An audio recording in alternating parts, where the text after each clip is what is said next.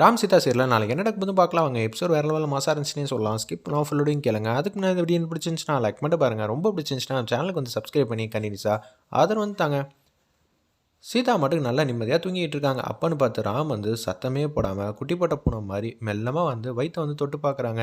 என் குட்டி பாப்பாவை பார்க்க தான் நான் இங்கே ஓடி வந்தேன்ப்பா அப்படின்னு சொல்லி சந்தோஷமாக வந்து பேசிகிட்டு இருக்காங்க. அந்த இடத்துல நம்ம ராம் அப்பன்னு பார்த்து சீதா வந்து கண் முழிச்சிட்டாங்க. பாஸ் நீங்கள் வந்துட்டீங்களா, நீங்கள் வருவீங்கன்னு எதிரியே பார்க்கல, நீ ப்ரெக்னெண்ட்டாக இருக்க, டாக்டர் போய் பார்த்தாங்களா, என்ன சொன்னாங்க, அதெல்லாம் இருக்கட்டும் பாஸ், நீங்கள் வந்ததுக்கப்புறம் எனக்கு என்ன, இனிமேல் சந்தோஷம் தான், நிம்மதி தான் அப்படின்னு சொல்லி 2 பேர் கட்டி பிடிக்கிறாங்க. அந்த இடத்துல வேறு லெவலில் மாசாக இருந்துச்சுன்னே சொல்லலாம். அந்த சீன்லாம் 2 பேர் சோபாவில் வந்து உட்காந்துடுறாங்க. அப்பன்னு பார்த்து நீ நல்லா இருக்கல்ல, இந்த வீட்டில் இருக்கிறவங்க எல்லாரும் உன்னை எப்படி பார்த்துக்கிறாங்க பாஸ், என்னை தங்கம் போல் பார்த்துட்டு இருக்காங்க, அதெல்லாம் இங்கே பிரச்சனையே இல்லை, ஆனால் நீங்கள் இல்லாததான் சின்னதாக மனக்குறைங்கிற மாதிரி பேசுகிறாங்க.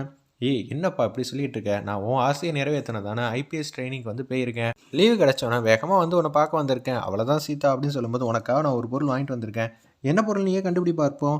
என்ன பாஸ் சொல்கிறீங்க, என்ன பொருள் எனக்காக வாங்கிட்டு வந்திருக்கீங்க, எனக்கு ஒன்றுமே புரியலையே அப்படின்னு சொல்லி சீதா வந்து கேட்குறாங்க. புடவை தான் வாங்கிட்டு வந்திருக்கேன், திறந்து பார்க்குறாங்க, ஆரஞ்சு கலர் புடவையாக இருக்குது பாஸ், எனக்கு ரொம்ப பிடிச்சிருக்கு பாஸ் இதை நினச்சா அப்படின்னு சொல்லி சந்தோஷமாக வந்து நினச்சிட்டு இருக்காங்க நம்ம சீதா. வேறு ஒரு பொருள் வாங்கிட்டு வந்திருக்கேன் பாஸ், நீங்கள் வந்திருக்கதே எனக்கு சந்தோஷமாக ஆனந்தமாக இருக்குது, நீங்கள் வேறு குஸ் ப்ரோக்ராம் மாதிரி ஒன்று ஒன்றா சொல்கிறீங்க, மல்லிகைப்பூவா இல்லை எனக்கு பிடிச்ச குல்ஃபி ஐஸா, இந்த மாதிரி நேரத்தில் ஐஸ்கிரீம்லாம் சாப்பிட்லாமா என்ன நினச்சிட்டு இருக்க, உனக்கு பிடிச்ச அல்வா தான் வாங்கிட்டு வந்திருக்கேன்னு சந்தோஷமாக வந்து சிரித்து பேசிகிட்டு இருக்காங்க. மீரா வந்து ரூம்குள்ளே வந்து வராங்க. ராம் வந்துட்டானா, ரொம்ப ஆச்சரியமாக இருக்குது, ஒரு வாரத்துக்குள்ளே எப்படா திருப்பி வந்தான், ஒரு வேளை பொண்டாட்டி ப்ரெக்னெண்ட்டாக இருக்கிறனால வந்துட்டான் போல இருக்குன்னு வந்து பார்த்தா சீதா கண்ணுக்கு மட்டும்தான் ராம் வந்து தெரியுறாங்க. ஆனால் மீரா கண்ணுக்கு தெரியவே இல்லை. இது சின்னதாக வந்து கற்பனை மாதிரி காட்டியிருந்தாங்க அந்த இடத்துல.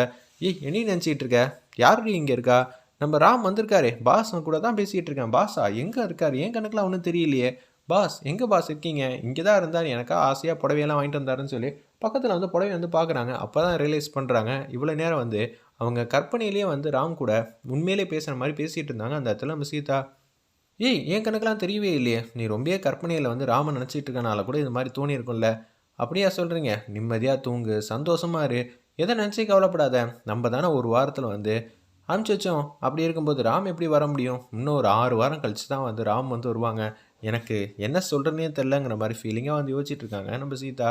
நிம்மதியாக படுத்து தூங்குமா அப்படின்னு சொல்லும்போது துறைக்கலாம் அந்த விஷயம்லாம் தெரிஞ்சால் செமையாக கலாச்சி விட்டுருவாங்க அப்படின்னு சொல்லும்போது நிம்மதியாக தூங்கி அடுத்த நாள் காலையில் வந்து சீதா வந்து எந்திரிக்கிறாங்க. கண்ணாடி வந்து பார்க்குறாங்க, முன்னாடியோட லைட்டாக கொஞ்சம் குண்டான மாதிரி தெரியுது, எல்லாம் நீ பண்ணுற வேலை தான் குட்டி பாப்பாங்கிற மாதிரி சந்தோஷமாக பேசிகிட்டு இருக்கப்ப ராம் கிட்ட ஃபோன் அடித்து சொல்லலாம்னு சொல்லிட்டு ராமுக்கு வந்து ஃபோன் அடிக்க ட்ரை பண்ணுறாங்க. பார்த்தா லைன் கிடைக்கவே மாட்டேங்குது, என்ன சிக்னலே கிடைக்க மாட்டேன்னு சொல்லிட்டு மாடிப்படி பக்கத்தில் நின்றுட்டு பேச்ச வந்து ஆரம்பிக்கிறாங்க. இருந்தாலும் சிக்னல் வந்து சரியாக வந்து கிடைக்க மாட்டேங்குது. ஒரு பக்கம் கல்பனா வந்து இதான் சரியான சந்தர்ப்பம், மாடிப்படி எஜ்ஜுக்கு போயிட்டா ஒரு பிரச்சனையும் இல்லை, தள்ளி விட்டுடலாம், ஆனால் இவ ஏறுற படிக்கிட்டல நிற்கிறா, இங்கேருந்து இறங்குற படிக்கிட்ட நவுந்து போனால் தானே நம்ம எதாவது செய்ய முடியும்னு சொல்லி செவுதோட செவுத்தா வந்து பதுங்கிக்கிட்டே வந்துகிட்டு இருக்காங்க. அந்த இடத்துல கல்பனா வேறு லெவலில் இருந்துச்சுன்னே சொல்லலாம். அந்த சீன்லாம் என்னது சிக்னல் கிடைக்கவே மாட்டேங்குதுன்னு சொல்லி அந்த படிக்கட்டு எஜ்ஜில் வந்து நிற்கிறாங்க. இறங்குற படிக்கட்டில் இதுதான் சரியான சந்தர்ப்பம்னு சொல்லி செவுத்தோல வந்து ஒட்டி வந்துக்கிட்டே இருக்காங்க அந்த இடத்துல. அப்பன்னு பார்த்து முத்தாரவன் ஃபோட்டோ இருக்குல்ல, அந்த ஃபோட்டோவில் வந்து கல்பனாவோட முடி வந்து நல்லாவே மாட்டிக்கிச்சு. ஒரு பக்கம் முத்தாரம்மன் கோயிலை வந்து காட்டுறாங்க. அவங்களுக்கு எப்போதும் வந்து ஒரு சாங் வந்து பாடுவாங்கள்ல, அந்த சாங் வந்து பயங்கரமாக வந்து பாடிக்கிட்டு இருக்கப்ப முடியை வந்து வேகமாக எடுத்துடுறாங்க. ஃபோட்டோ வந்து கீழே வந்து விழுந்துருது. கண்ணாடியெல்லாம் நொறுங்கினால பின்னாடி திரும்பி பார்த்துட்றாங்க. அந்த இடத்துல நம்ம சீதா சமயம் வந்து ரோஸ் கலரில் ஆகிடுது. ஃபேஸ்லாம் சம கோவத்தின் உச்சத்தில் இருக்காங்க. என்ன நினச்சிட்டு இருக்கீங்க, சாமி ஃபோட்டோ விழுவுதுன்னா அதுக்கு பின்னாடி ஏதோ காரணம் இல்லாமலாம் இல்லை, காரணம் இருக்குது தெரியுமா, நீங்கள் என்ன தப்பு பண்ணீங்க அப்படின்னு சொல்லி மூஞ்சிக்கு நேராக பேசுகிறாங்க. ஒன்று வந்து அந்த கிளாஸ்லாம் வந்து உதறி தள்ளிட்டு ஃபோட்டோ எடுத்து முத்தாரமாக என்னை மன்னிச்சிருமா அப்படின்னு சொல்லி ஃபோட்டோ கட்டி பிடிச்சிட்டு அந்த இடத்துல பேசுகிறாங்க. தயவு செஞ்சு சொல்லுங்கள், வேணும்னு தட்டி விட்டீங்களா, இல்லை சீதா நான் மாட்டுக்கு யதார்த்தமாக வரப்போ கைப்பட்டு தான் தட்டி விட்டேன், கைப்பட்டு வேணும்னு தட்டி விட்டீங்களா இல்லை யதார்த்தமாக நடந்துச்சா, முடி வந்து மாட்டிக்கிச்சு, முடி எடுக்க பார்த்தேன்னா ஆணிலேருந்து கீழே வந்துருச்சு, ஃபோட்டோ தெரியாமல் நடந்துருச்சு, தெரியாமல் தப்பு நடந்திருந்தா ஆத்தா மன்னிச்சிருவா, தெரிஞ்சுதான் நீ தப்பு பண்ணியிருந்தான்னு தெரிஞ்சா இன்னைக்கு கனவுல ஆத்தா வந்து உன்னை சுழுக்கு எடுத்துருவா பார்த்துக்கன்னு சொல்லி செம மாதம் வந்து சொல்கிறாங்க. அந்த இடத்துல நம்ம சீதா உன ஃபோட்டோ எடுத்துகிட்டு கொடுக்கணுன்னா அவங்க ரூம் பக்கமே வந்துடுறாங்க. அம்மா முத்தாரம்மா நீ ஏன் ரூமுக்கே வந்துட்டேன், எனக்கு இப்போ தான் பாதுகாப்பாக மனசுக்கு ஆறுதலாக நிம்மதியாக இருக்குங்கிற மாதிரி யோசிக்கிறாங்க. வேறு லெவலில் மாதம் இருந்துச்சுன்னே சொல்லலாம். அந்த சீன்லாம் கல்பனா வந்து நடுங்கி போயிட்டாங்கன்னே சொல்லலாம். ஒரு பக்கம் ராஜசேகரும் அவங்க மனைவி உமாவும் வந்து வீட்டுக்கு வராங்க. செக்யூரிட்டி வந்து கலாய்க்கிறாங்க. என்ன இது இவ்வளோ தின்பண்டமாக இருக்குது, எனக்கு எதுவும் வாங்கினீங்களா, சீதா ஏதாவது கொடுத்தா வாங்கிக்க, ஆனால் சீதாவுக்கு பதிலாக உனக்கு கொடுக்கறதுக்கு வேறு ஒரு பொருள் எடுத்து வந்திருக்கேன், என்ன பாஸ் என்ன கொடுக்க போகிறீங்க, அலி தான் வாங்கிக்கிறியா, அது எவ்வளோ வேணாலும் வாங்கிக்கலாம், கேட்டது தப்பா அப்படின்னு சொல்லி முறுக்கு, சீடை, அதிரசம், ஏகப்பட்ட சாப்பாடு ஜாமான் எல்லாம் வாங்கிட்டு வந்திருக்காங்க. இவங்க என்னப்பா பக்தி பாலம் மாதிரி இருக்காங்கன்னு சொல்லி ராஜசேகரும் உமாவும் கேட்குறாங்க நம்ம செக்யூரிட்டி கிட்ட. இப்போல்லாம் சத்தம் போட்டு பேசுறதுல யார் கோவப்பட்டாலும் நான் கோவப்படலன்னு அமைதியாக வந்து மாறிட்டாங்க. என்னது டிரான்ஸ்ஃபர்மேஷனா? அதுவும் மகாலட்சுமியா? என்னங்க நம்ம ஏதாவது வேறு வீட்டுக்கு எதுவும் வந்துட்டோம் போல இருக்குங்க. இது மகாலட்சுமியே இல்லை, மகாலட்சுமியோட டூப்ளிகேட்டுங்கிற மாதிரி உமா வந்து செம்மையாக வந்து கலாய்க்கிறாங்க. என் தலையெழுத்து இவங்கெல்லாம் பேசுகிறத நான் கேட்கணும்னு. இதுவே பழைய மகாவாக இருந்தால் இன்னொரு வெளியே போ, கேட்டை சாத்து, செக்யூரிட்டின்னு சொல்லி மாசா வந்து கத்தியிருப்பேன். எனக்கு என்ன இப்படி ஒரு நிலமை வந்துருச்சுங்கிற மாதிரி மகா வந்து யோசிச்சிட்டே இருக்காங்க. மகா, நமக்கு பூஜை தான் முக்கியம், சாமி தான் முக்கியம். ஏன்னா அப்போ தான் சீதாவை ஜெயிக்கணும். இன்னும் கொஞ்ச நாள் தானே, பொறுத்து போக மாட்டியா என்னங்கிற மாதிரி அவங்களுக்குள்ளேயே வந்து அடக்கி வாசிக்கணும் அடக்கி வாசிக்கணும்னு சொல்லிக்கிட்டே இருக்காங்க. அந்த இடத்துல மகாலட்சுமி, என்னது உண்மையிலேயே எத்தனை நாள் அப்படி இருக்காங்க? நான் கோவப்பட்டு பேசினா கூட அவங்க எதுவும் பேச மாட்டாங்க. நான் வேணா இப்போ சத்தம் போட்டு அவங்கள மைண்டை வந்து திசை திருப்பட்டா, எதுக்கு இப்படி சத்தம் அப்படின்னு சொல்லி பவ்யமாக தான் பேசுவாங்க.